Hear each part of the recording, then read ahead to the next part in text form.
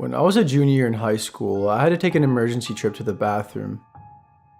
My stomach was really upset, and I definitely had some sort of stomach bug going on.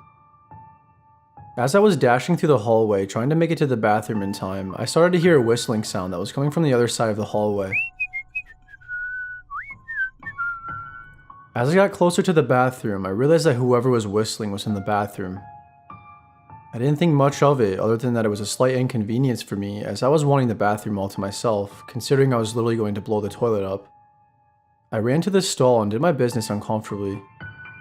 The entire time, that man that I barely even saw, might I add, stayed in the bathroom. I must have been in there for like 10 minutes at this point, and there's no telling how long he would have been in there beforehand. I started to think that it was probably the school janitor, but I really wanted him to leave for obvious reasons. I wanted some privacy. The whole time he was whistling and humming while I was mitts going number 2. Gross, I know, but this is what happened. After I finished up in the stall, I walked out to wash my hands real quickly, all while trying not to make eye contact with the man that was in the bathroom with me, as I was kind of embarrassed.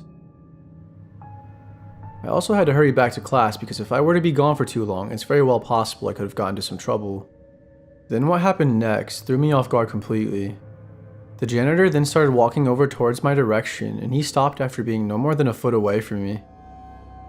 He was so close that I could feel him breathing on me. I felt a tingle on the back of my neck, and I was so uncomfortable that I had no other option other than to look at him. "What the heck, man?" I said. He had this stone-cold look on his face, and then shortly after, he gave me this extremely disturbing-looking smile that I will never forget. I made my way back to class, and I was puzzled. All I could think was that guy was crazy. I texted my friend about it when I got back to class, and he told me how he had a similar situation with that guy, the same exact janitor. He told me he knew he was a creep too, so we planned on talking to the principal about him that day, but we never ended up following through with that. After school, me and that same friend I was just talking about, Elias, and another one of our close friends, Peyton, all decided to walk after school. That was something that we did a lot. Usually we would go to nearby restaurants or fast food chains, or even the park. We did all kinds of stuff after school, and usually it was the most fun we would ever have. This day, we decided we were going to go to this diner that we all loved. We had to walk through this trail that started on school grounds and opened back up in a nearby neighborhood in order to get to this restaurant. Well, we didn't have to take that way, but it was definitely quicker and a way more fun route, so 90% of the days we walked after school, we would take the trails. Elias and I started talking about that creepy janitor, and Peyton started to chime in as well. He knew the janitor that we were talking about, but he never had an experience with him. We were telling Peyton just how creepy that guy was, and he started to understand. I kid you not though, it was like us talking about him. The janitor spawned him there or something. Not literally, but it was like crazily ironic and weird. Up in the distance, we noticed that there was a man ahead. "No way," Peyton said. "Dude, isn't that him? The janitor from school?" We all stood in fear and confusingly looked at him until we could all make out that it was him for 100% certainty. "Hey, let's turn around," Peyton said. I didn't even say anything to that. I just continued moving forward, as did Elias. As we were walking past him, he then stopped and stared at us, but we kept walking. The janitor then yelled for us and asked if we would like to hang out.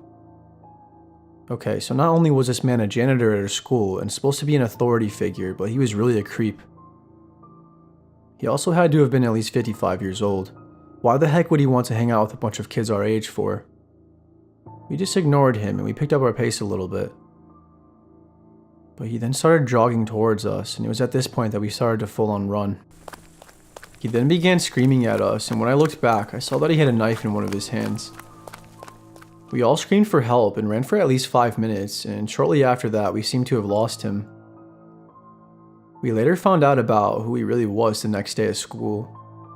Me, Elias, and Peyton, and our parents all went up to the school and reported the situation to the police and to the principal.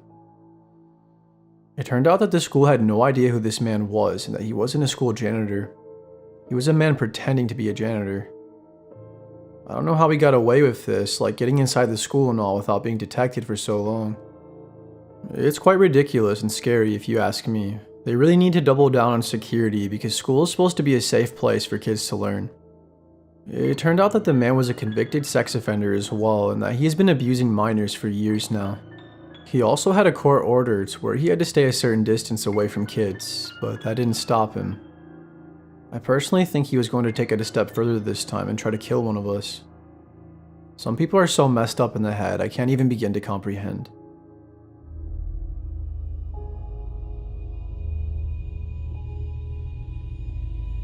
It was just another normal day of school.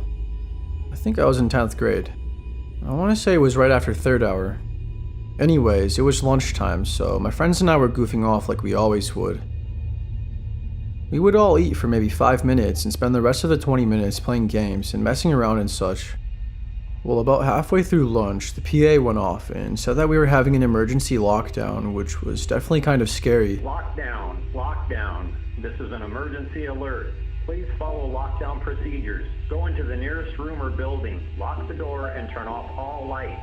Because usually, if it were just a drill, then the principal would say that, or at least warn us before so we knew to expect a lockdown in the near future. I vividly remember Mr. Harrison sounding a bit panicked when he announced the lockdown too. My friends kind of thought that was part of his gig to make it seem real, but I had a bad feeling about it. Now, this is probably the dumbest thing I've ever done in my life, and I still honestly have no clue why we did this, but after they shut the school's power off, my friends thought it would be funny to sneak out of the cafeteria through a side entrance that led upstairs to one of the main hallways of our school.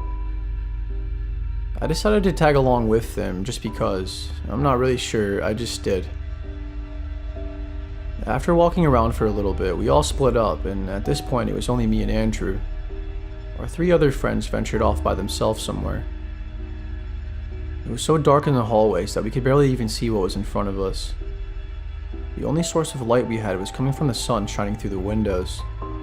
But even then, it was a pretty cloudy day, so the outside didn't have much light to offer us. Then out of nowhere, we heard 3 gunshots right in a row, followed by screaming. Andrew and I, of course, started freaking out, so we ran outside and sprinted as fast as we could. I'm happy we were close to the main entrance of the school because I'd much rather have been outside than hiding in a bathroom or something. But now we were in the front of the school, and we knew we were sitting ducks for any of the teachers or police to find us.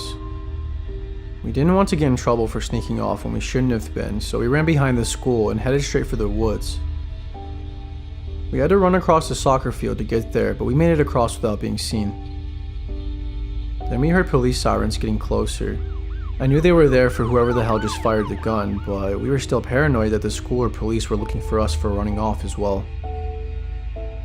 I've had friends who have gotten into some trouble for truancy before, and I was definitely on edge about everything that was happening in general, as any normal person would be. This was a pretty serious situation, so we were freaking out for a while and we were trying to calm each other down. We also didn't want the police or anyone to think we had anything to do with that psycho with a gun. Well, the police weren't searching for us, and they literally had no idea we were missing in the first place, nor did anyone in the school. But we pushed our luck by continuing hiding because eventually the police found us as they were doing a required sweep around the premises. The police ended up finding us, and when they did, they detained us until they caught the actual suspect they were looking for. Apparently, the kid who let off the gunshots was someone who went to a whole different school, and he was only a year younger than me. Nobody got hurt, thankfully, but the kid said he was coming to kill some girl specifically, but he failed. Something weird I want to add real quick is how eerily similar me and this kid look. We are both the same height, same color hair, and hairstyle, and we were dressed very similar that day. The police quickly figured out I had nothing to do with it though after we explained everything. I learned my lesson that day for sure.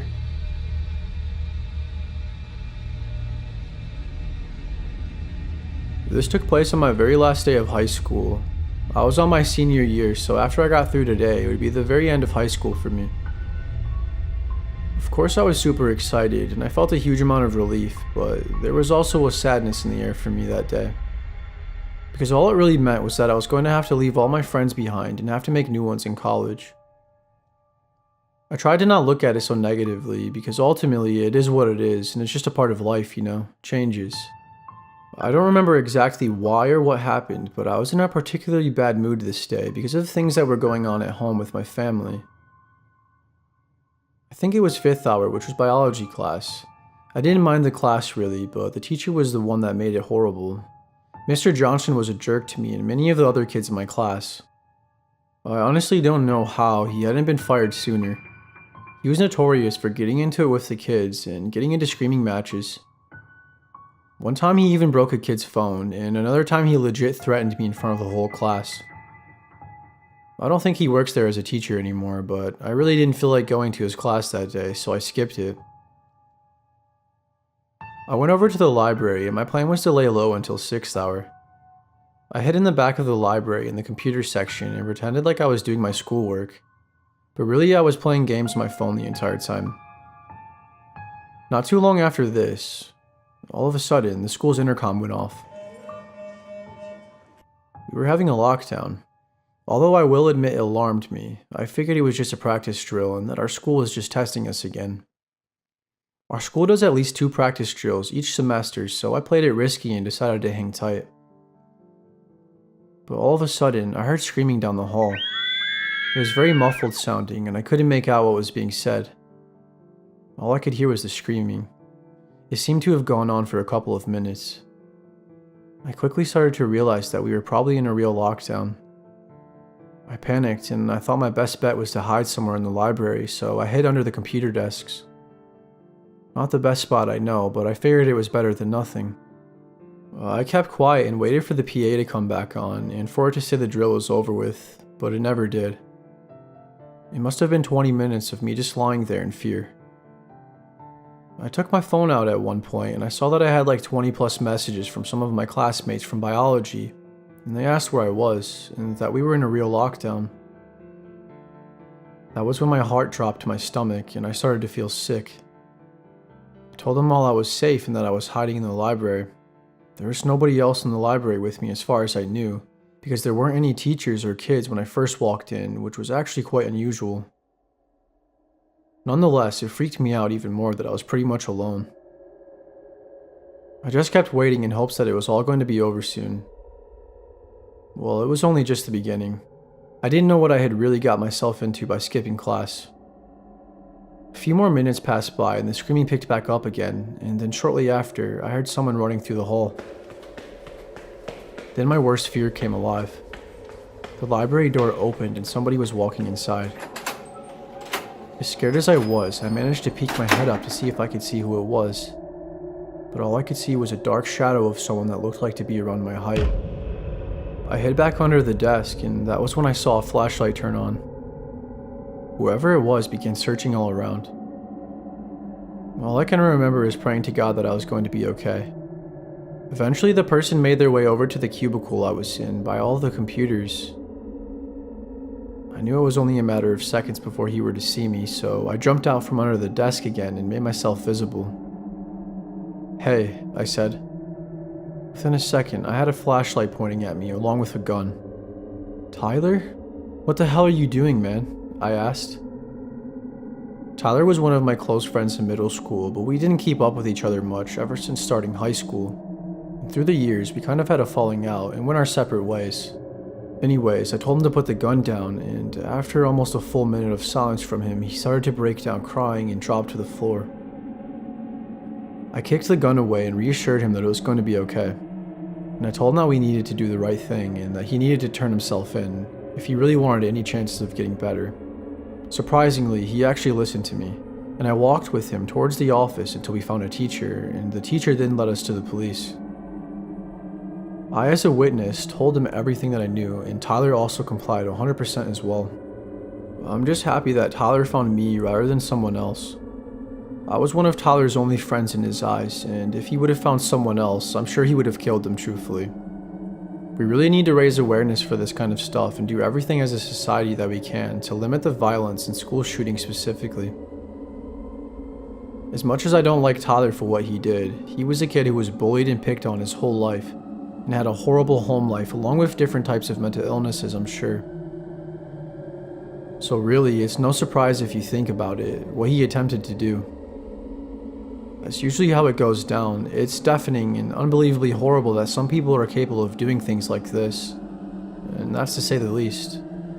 But we really need to do our best to prevent them from happening in the first place. I downloaded Tinder because I was really bored, and honestly I was quite lonely. This was just last year when the whole COVID thing finally started to die down a little bit. I'd actually used Tinder once before this, and I've met some pretty decent people off the app. Nothing special though, nor out of the ordinary. But the last time I used Tinder, and the last time I'll ever use a dating app again, I met this blonde girl named Haley. She seemed okay at first, hence why I met up with her in the first place. I thought she was cute, and I just really wanted someone to connect with. We seemed to really hit it off, so that's when we decided we should meet up. Let me just tell you now that shit hit the fan and got absolutely crazy. You hear horror stories all the time about people meeting up with strangers from the internet that you never really seem to pay much attention to. Because, well, you think that things like this don't happen often, and the likelihood of it happening to you is slim to none. Well, that's how I thought anyways. I figured we would just go out to eat or maybe catch a movie or something, but she wanted to come to my house instead. As a matter of fact, she insisted. I made up an excuse as to why we couldn't hang out at my place. Really, it was because my house was a mess, and also I just wanted to get out of the house myself anyways. She very bluntly explained to me that we couldn't hang out unless we were to hang out at my house.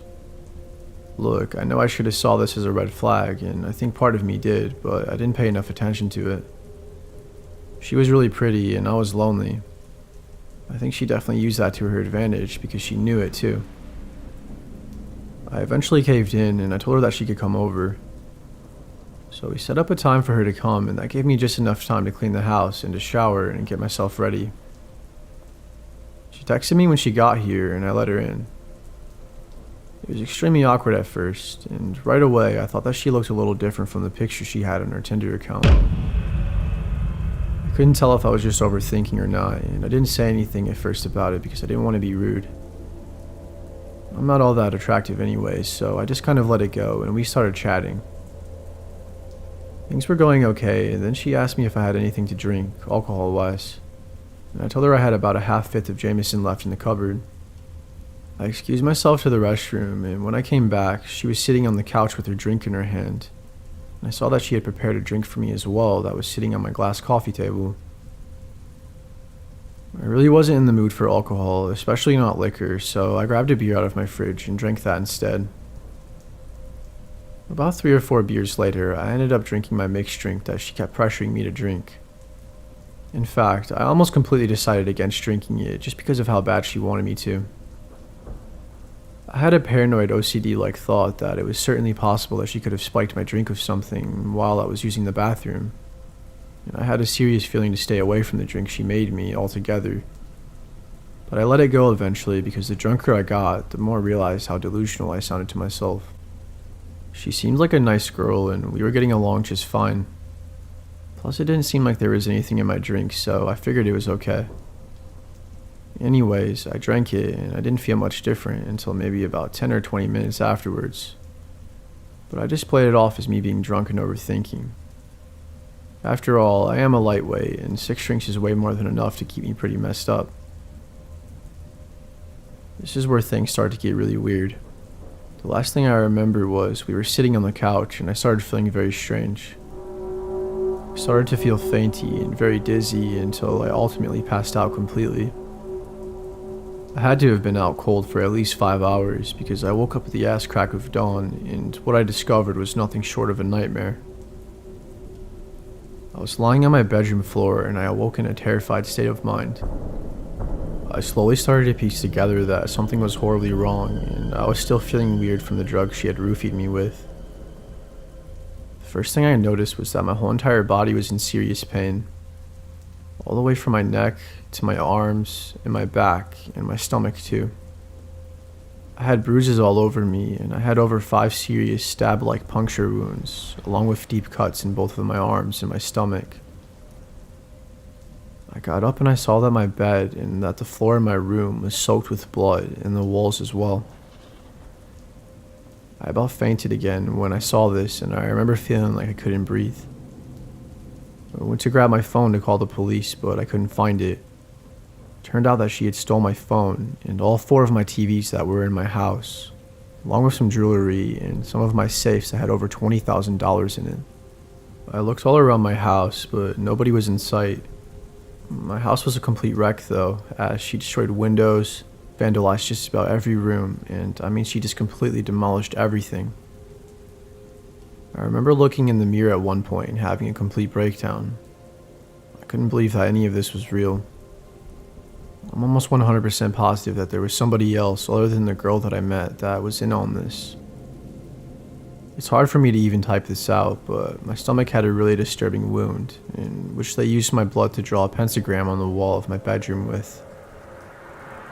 I found one of my old phones in my dresser, and I plugged it into the charger, and I connected it to the Wi-Fi so I could call a friend on FaceTime audio, so they could get the cops out to my house, and I just waited for them to show up. It was probably about 20 minutes, if that. I don't know what the hell she drugged me with exactly, but it was reported as some sort of rare, extremely powerful tranquilizer. I gave all the information I could to the police, and I logged into my Tinder account on my old phone in hopes that the account would still be there so I could show the police, but of course, they unmatched me and probably deleted the account. Not that it would have helped much anyways, because I'm pretty sure I was catfished. They never caught the people who did this. I actually moved to a new house a couple of months back, and I don't live in as much fear now. I also have security cameras, and I have an ADT security alarm system set up now too, which I recommend everybody has if possible.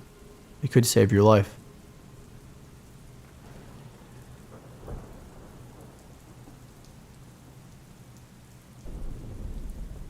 I made one of the most idiotic decisions I have ever made a few years back that ultimately led me straight to a downright horrible and absolutely barbaric situation with someone that I presume is honestly a serial killer or even worse potentially. I'm a 21-year-old girl, and this took place about 3 years ago to be exact. I was 18 at the time, and I had just graduated high school. It was the middle of August, and it was a relatively boring day. Up until this point, my summer vacation was extremely boring. My dad and I lived alone, and he was extremely protective of me. So much that he was abusive to me emotionally and psychologically. He wouldn't let me have any friends whatsoever. And every day I had to stay home to either help him with chores around the house or pretty much to be his personal slave. He even took my bedroom door off the hinges to make me feel completely powerless. He never let me have an ounce of privacy, until he finally got me a phone, that is, which was about a month before this all took place. He would usually take my phone at 8 o'clock every night, but he was extremely drunk this night, and he didn't get home from the bar until after 10 o'clock or so. I guess he forgot, either that or he thought I was asleep, so he didn't bother. I'm not sure. Probably a mixture of both. I had Tinder on my phone, and I used that as an escape to meet new people and to socialize. Through all my years of isolation, I was never really able to meet any good friends. Most of the kids at my school either pretended to be my friend or just flat out picked on me and did their best to make my life a living hell. I had been talking to this guy who we'll call Alex for this story on Tinder for just over a day, and our friendship progressed pretty quick. I had to be careful though, because my dad would snoop through everything in my phone, so I had to delete anything on it that my dad would not be okay with every night before giving him my phone, which 100% included Tinder. He would have killed me if he knew I was on there. Anyways, this guy I was talking to was 28 years old, and at the time, him being much older attracted me and it boosted my confidence that an older man was talking to me. But looking back, even just a few years ago, I can see how it was definitely kind of creepy of him to be talking to someone my age. Anyways, I sort of told him about my situation at home, and he said that I could come live with him. He reminded me that I'm an adult now, and legally I don't have to abide by my father anymore. I was extremely excited by this, but also terrified. He told me that he could pick me up tonight and that I should get my things ready. I told him that I really wasn't ready for that yet, and that I just wanted to hang out for now, and I asked him if that was okay, to which he agreed. He told me he would be there to pick me up at midnight, and I said okay. I told him that I needed to be back home by 4 a.m., and he said that was okay too. I also told him not to drive down my driveway and to just park on the side of the road and to text me when he's here and that I'll just come out. My dad's house had kind of a long driveway, and I was scared that my dad would somehow hear him pulling up and wake up, so I figured him parking further away would be much safer for us. He then told me that he preferred to talk over text, and so he asked me for my number. I gave it to him, but I told him that on any other normal night, unless prompted otherwise, to not text me after 8 o'clock. He already knew about my dad, so he agreed. Sure enough, Alex showed up like 5 minutes past 12 o'clock, and he texted me to let me know he was outside like I asked him to. I texted him back and said that I'll be out in just a few minutes. I snuck out of my window and I started making my way down the driveway, and I didn't see any sign of Alex. Like I said before, my dad has a decently long-sized driveway, and each side has a bunch of trees that outline the entirety of the driveway, all the way down to the end of the road by the mailbox. I thought it was weird because I figured I would see a light coming from his car or something, but I think I just figured he had his car turned off to be more low-key and less suspicious since he knew about my dad. As I was walking down the driveway, I was probably about halfway to the road. I started to hear some whispering. I sat there for a moment just observing, and then I heard a man burst out in laughter, then quiet down really quickly again, and then the whispering continued. I started walking again, ever so softly, and I made it within probably 20 feet of who I thought to be was Alex.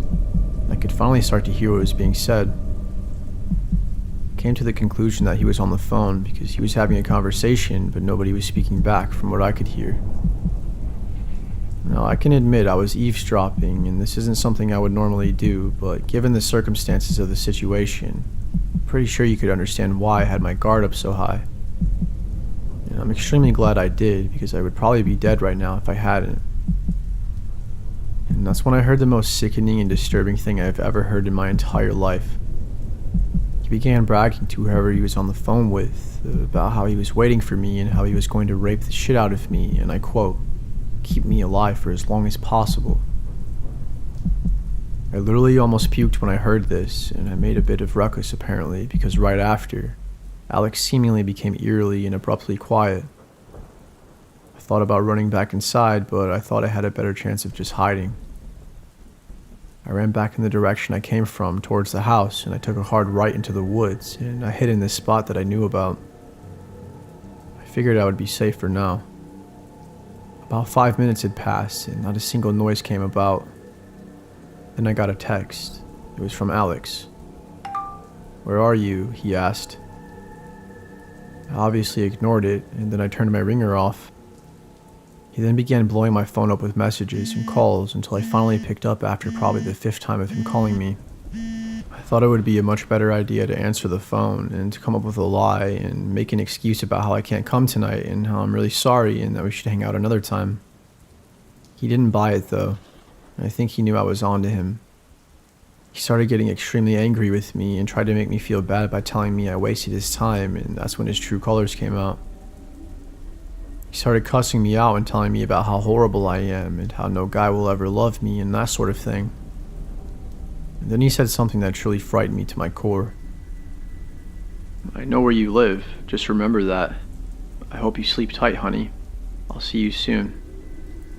And then he hung up. Almost right after that, I heard a car turn on and speed off, and that was thankfully the last time I heard from him.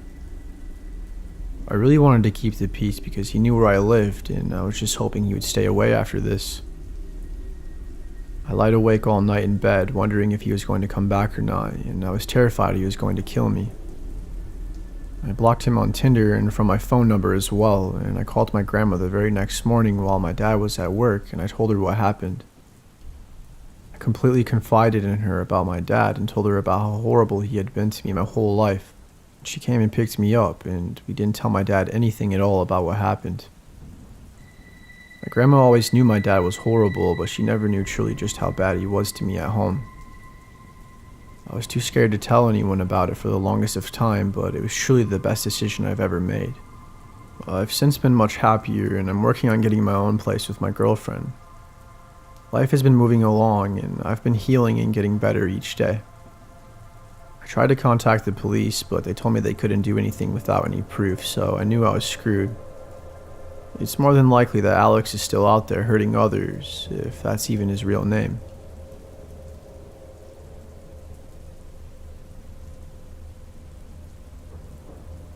When I was in college, I pondered the idea of trying out some dating apps like Bumble and Tinder for no reason other than to meet new people and to cure some of my own boredom. I matched with someone I recognized from high school named Claire. We spoke very little about anything really. We only briefly talked about how it was a coincidence that we never spoke before. We had the same group of friends in high school, and our school was relatively small, so I suppose it was kind of weird that we barely knew each other. Conversation very quickly turned into her asking me if I wanted to hang out that night. I was stoked, so of course I said yes, all while trying not to sound overly excited about it. You know, I kind of thought that it was weird that she wanted to hang out so quickly, especially at night, but I hardly questioned it, and I didn't want to ruin my chances. She asked me to come over and told me I could come by anytime after 11 o'clock. She told me that she would be alone and that I should try to bring weed if I could.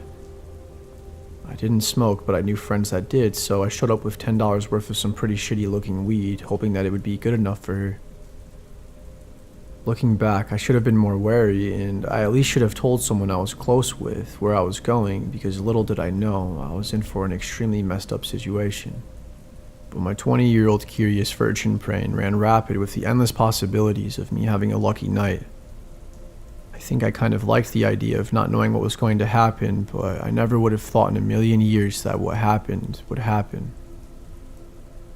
On my way there, I was excited and I turned on some music and I was singing in my car practically the whole way there.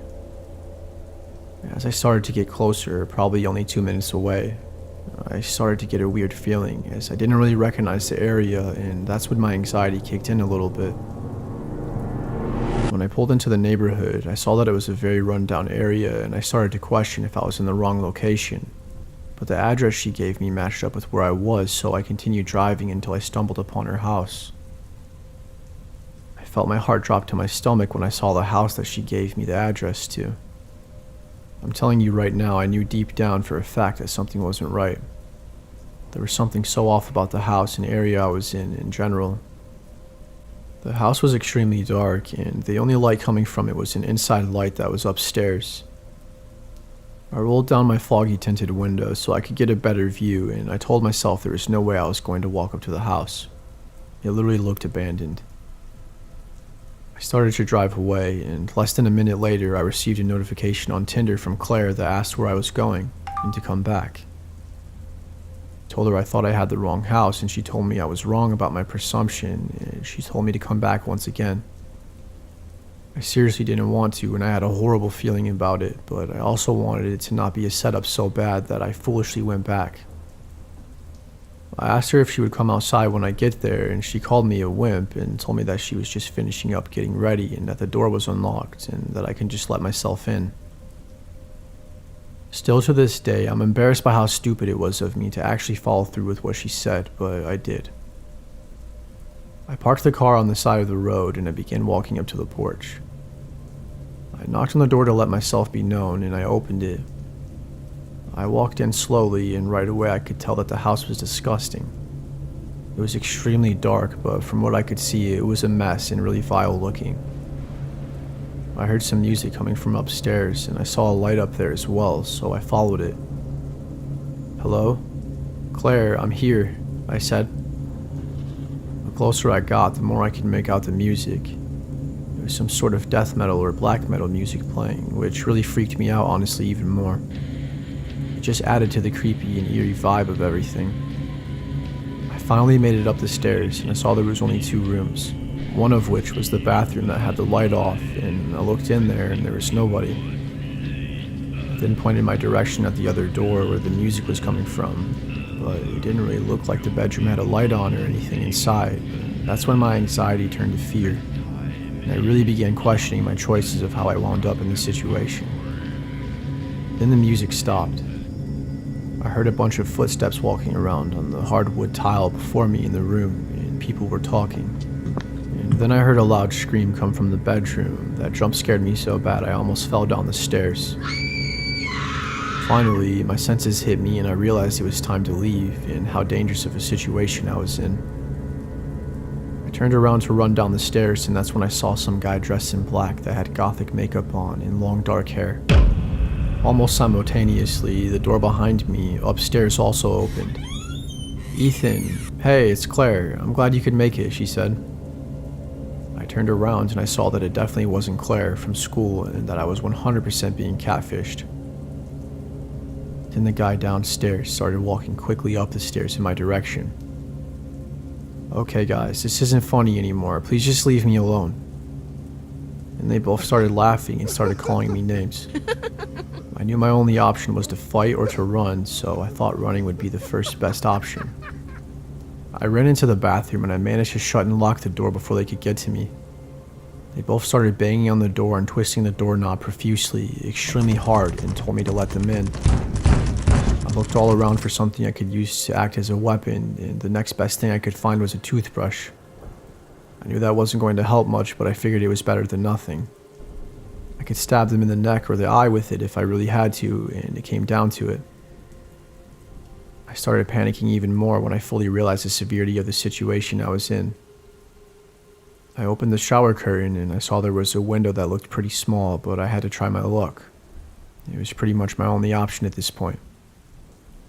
I opened the window and I managed to fit through it, and just as I landed on the roof, I almost slipped and fell to the ground. Luckily I didn't though, and I caught myself.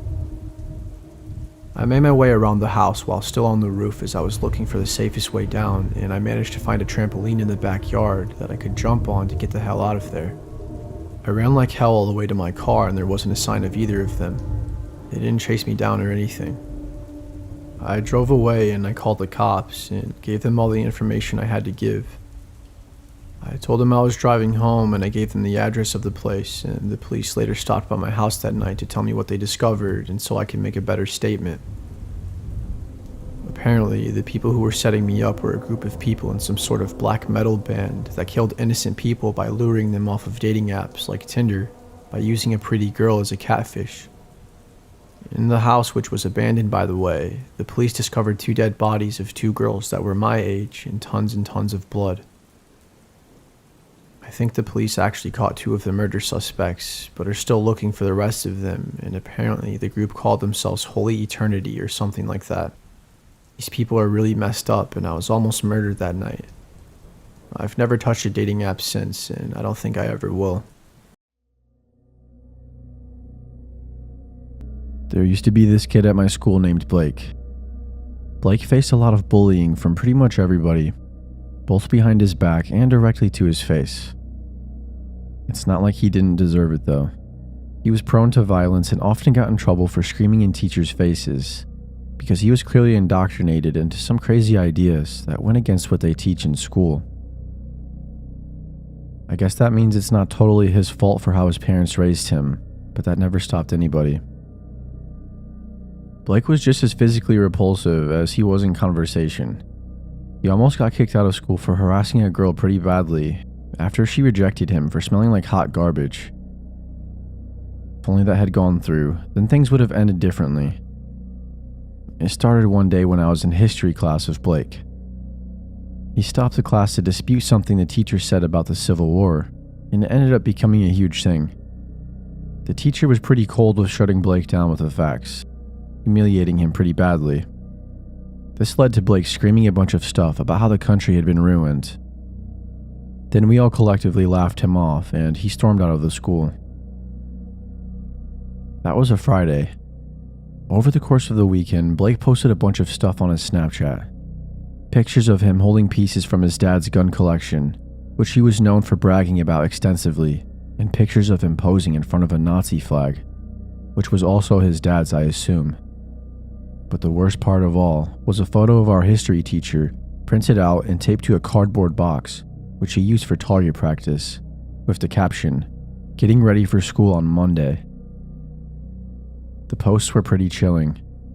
For years, people had joked that Blake would do something like that one day, but nobody ever thought he actually had the guts. Several people reported the posts to the school, but what they should have done was report it to the police. Nobody, including myself, took it seriously enough.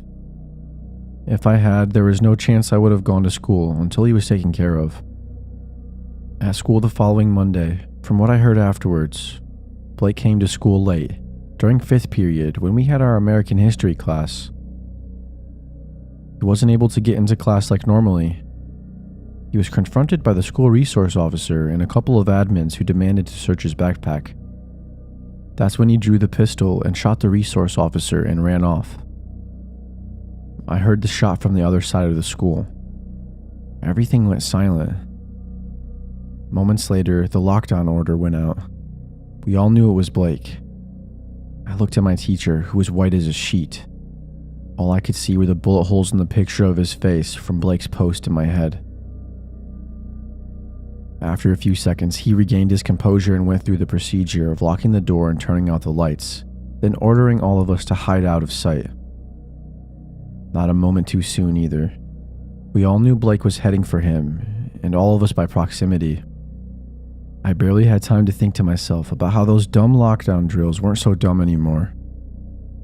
Blake made it to the classroom door in under a minute. He started banging on the door and screaming, "I know you're in there, I'm not an idiot." People started crying into their shirts to keep quiet. Others took out their phones and started live streaming or texting their loved ones, assuming they wouldn't survive. Even I started to think that way. I couldn't think of anything to do. I didn't even have the presence of mind to think of what I might do to fight or protect myself if he were to get inside. My mind was too frayed, and it all felt so unreal. The only thing running through my head was the fact that I was about to die while sitting on the tile floor of my high school, cowering in the darkness in a huddle of students that was about to become a pile of bodies. Suddenly, a shot rang out. The crying became screaming and everyone started to panic. In the moment, I made a split-second decision and ran over to the window, opting to jump from the 2nd story, instead of just sitting there and waiting for Blake to come in and shoot me. A bunch of kids followed me, but then I fumbled around. Somebody else shoved me out of the way because I was taking too long and sent me to the floor. That's when I looked back through the door and noticed something. Blake was holding his face with both of his hands and the blood was seeping out between his fingers. The door handle on the inside was lopsided, like he had been trying to break in. I sat there, staring, just trying to make sense of it. In the chaos, the teacher was yelling at us to get away from the windows and get back to hiding. He started calling my name because I wasn't moving, and that's when I blankly said the words, "I think Blake shot himself." I said it pretty quietly for how loud the classroom was, and I said it like a husk. But enough people heard me to stop what they were doing and go silent. A friend of mine ran to the door and looked out the window right as Blake was running away. I finally got up and stood there next to him. Blood was splattered across the floor, and in the newfound quietness, I could hear Blake's cries of pain echoing through the hallway. Stupidly, and against every bit of sense I had, I tried to open the door, but it was broken. Not just locked, as all doors are supposed to open from the inside. It was broken. We were trapped inside the classroom, but at least Blake was gone. Hours later, we were finally freed and slowly learned what had happened. Blake tried to open the door by shooting the door handle, but he ended up mangling the lock completely shut and causing an explosion of metal shrapnel, which flew up right into his face. A piece of twisted metal got lodged in his eye, blinding him, and that was the end of his rampage. A lucky break for all of us, and it goes to disprove the myth that you can open a lock just by shooting it. Blake surrendered before leaving the school and was tried as an adult. He'll be in prison for the next 20 years at least. The resource officer he shot also got lucky and recovered without serious lasting effects to his health.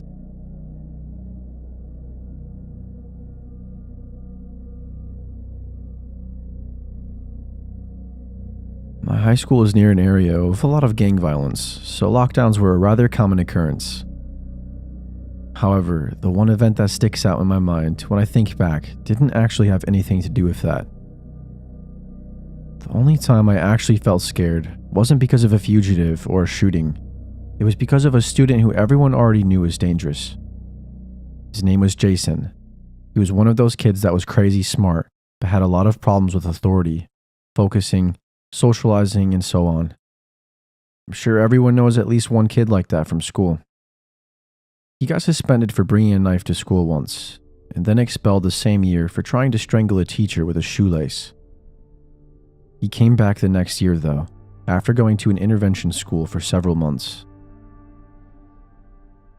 Unfortunately, it seems like he came back worse than when he left.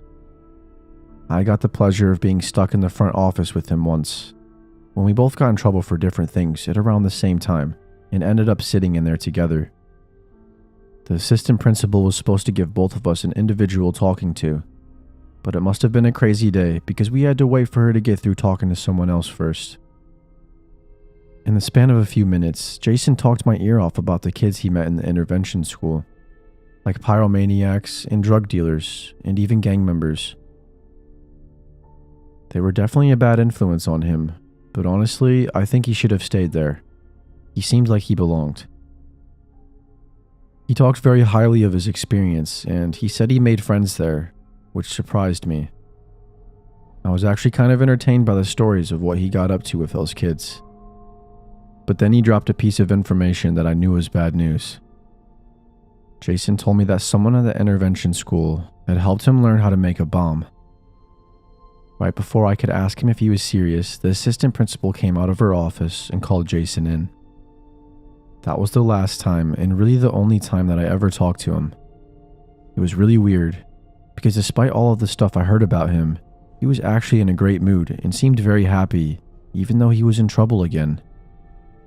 I thought it was possible that he might get better, but I realize now the only thing that made him happy was remembering the violent criminals he hung out with and thinking about ways to hurt people. By the third week of school, I'm sure he was dying to get back to that other school. That's the only reason I can think of for what he did, because otherwise it feels completely unprovoked, unless he really just got a pleasure from doing it. During second period one day, soon after the day I talked to him, he called in a bomb threat.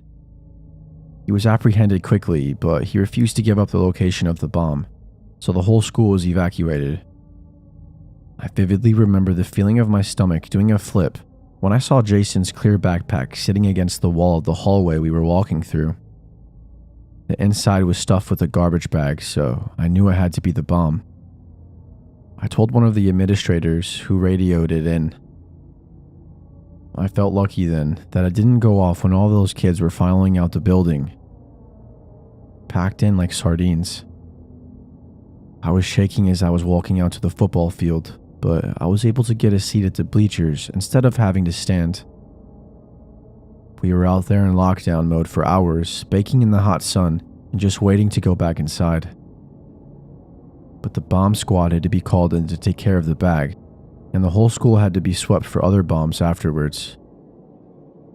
I went from being scared to annoyed to bored, and then finally I was restless. I started horsing around with the people sitting next to me, pretending I was getting a heat stroke and needed to lay down. Nobody was buying any of my BS or making any room for me, so as a joke, I laid down across their feet. It was all pretty funny, and they were kicking me and laughing, but while I was down there, I saw something that petrified me. Something was taped to the bottom of the seat right in front of my face. I pushed a kid's legs apart to get a better look. And of course, he thought I was being weird until he saw the look on my face. He was sitting right on top of a bomb. It was a box wrapped in duct tape with a note that said, "This is the real one, I swear." I flipped out and jumped from the bleachers, twisting my ankle and causing a massive panic as everyone caught wind of the danger and fled all at once. With nowhere safe to run and 1,000 kids running out of control, the whole situation was almost disastrous. A couple freshmen got trampled and ended up with broken bones. Kids hopped the fences and ran out into the road, swarmed into nearby shops, and a lot of kids took the opportunity to just run all the way home. By the time the panic stopped, the school was basically deserted.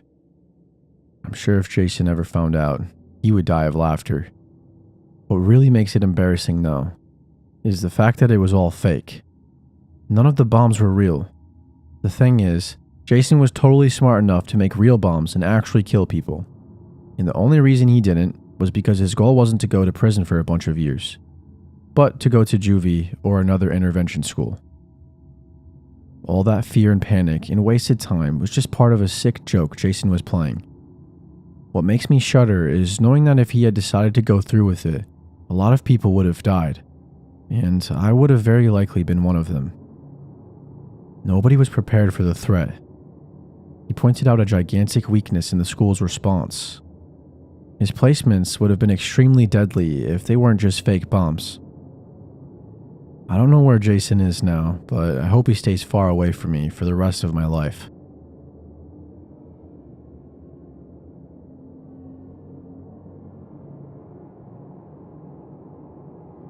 I live in Oklahoma, right in the middle of Tornado Alley. Extreme weather drills have been a frequent part of school life for decades, long before kids had to deal with all the other emergency drills. I went to middle school back in the 90s, and I have clear memories of huddling on the floor in the interior hallways of my school, with the lights off and my butt basically sticking up in the air, at least once a month for years. As a girl, I always felt uncomfortable, like I was exposing myself to all the teachers that were walking down the hall. But no matter what I said, I would be forced to follow instructions. I came to dread the extreme weather lockdowns more than the idea of a deadly tornado itself. A tornado might hit nearby once in a blue moon, but I felt like I had no choice but to moon all the weirdest teachers at school every month. Even worse, the lockdowns actually happened more often than that, because real extreme weather situations are very common during certain times of the year. One day in May of my 7th grade year, such a situation occurred. At the time, my classroom was one of the temporary buildings they put up around the school to alleviate overcrowding. Everyone called them portables, but they weren't portable. They were just flimsy buildings. The procedure for anyone who found themselves in a portable at the time of a weather emergency was to immediately evacuate and take shelter in the main building of the school, leaving everything behind, including backpacks. Everybody got on the ground and covered their heads with their hands and sat in the most uncomfortable, awkward, and questionable position for much longer than we usually did in the drills. The teachers told us there was an extreme cyclonic thunderstorm with a high probability to produce tornadoes, heading straight for us, and that we wouldn't be allowed to get up and go back to class until it passed by. All of that was incomprehensible jargon to me at the time, but they are words I have since learned to take seriously. Most of the time, those lockdowns felt ridiculous and overdone. But that day, as the howling winds grew louder and the haunting wail of the tornado sirens droned on, and the chit-chat stopped, and a real sense of dread clouded over us. Initially, there was a morbid anticipation mixed in with it. I was a little excited to experience a real storm without having to be concerned about my home getting destroyed. I didn't care if the school got wrecked as long as I didn't get hurt, but it seemed unlikely that it would be like that. There was a part of me that actually hoped there would be a tornado. It would make showing my rear end to the weird chorus teacher worth it. The hope didn't last long, however. It was already dark inside, because the lights were off. But at the start, there was still natural light coming in from outside. Over the course of mere minutes, the storm began to block out the sun, until it felt like an unnatural night had descended upon the world. The winds continued to get stronger, shaking the doors like the storm itself was trying to beat its way in. Then the hail came, smacking against the door like a volley of meteors. Before long, the once quiet, hushed hallway was afflicted with a cacophony of noise. Fear gripped everyone. It was palpable. That's when the telltale sound whispered into our ears. Quiet at first. The low, grumbling, growing roar of rushing winds like a passing freight train, steadily intensifying as we all knew the monster was drawing near. It was undeniable by then, even if we couldn't see it, that a tornado was on the ground and not far away. And with every passing second, it seemed more and more certain that it would hit us directly. A lot of kids started to cry. The teachers yelled at us to stay calm, but they couldn't conceal the fear in their voices. When the walls started to shake, they finally took cover too. For a few minutes, we were all equalized in this compromising position that was supposed to keep us safe. And now nobody had to be worried about anyone peeping at their crack. We all had greater concerns. The air itself vibrated at the frequency of a tornado. I could feel it in my chest. Outside, I heard carnage and destruction. Debris slamming into the doors just to fly off into the distance in the next instant. It was like the world was getting shoved into a wood chipper. The most terrifying moment was when the windows couldn't take the stress anymore and shattered. A torrent of air rushed into the hall. The storm had finally found its way inside, and there's no more escaping it. It felt inevitable that the whole school was about to be ripped off its foundation, and all of us flung into the sky along with it. I clenched my teeth and I prayed. I'm sure we all prayed. Somehow, by God's grace, it worked. Just when we thought it was about to stomp on our heads, it began to grow quieter. At last, we could all breathe a sigh of relief. Over the next few minutes, all the growing signs of danger that preceded the tornado reversed and undid themselves, until the sun shined once again and the air was still. After waiting several more minutes to be safe, the lockdown was finally lifted, and we could stand up. My legs and back were sore, but I was unscathed. The school was intact, and I could go back to class and get my stuff. Except that wasn't entirely true. The main building was damaged, but still standing, I guess. But as I walked outside to the field of portables, I witnessed the true devastation that had just unfolded. The portables were just gone. Besides a bit of rubble and some pipes sticking out the ground, there wasn't a single trace left of them. Not even cinder blocks remained. Everything I had in my bag was erased. My scrapbook, my notebooks, my diary, all of it taken far away with no hope of having it returned. Knowing that if I had stayed in my classroom during the tornado, that I would surely have been utterly destroyed along with it, put a feeling in my chest I'll never forget. It's hard to describe realizing you've come so close to death at such a young age. Ever since then, I've never taken the threat of severe weather lightly. It is a part of my life in Tornado Alley, but I was born and raised in Oklahoma, and it's where I will stay.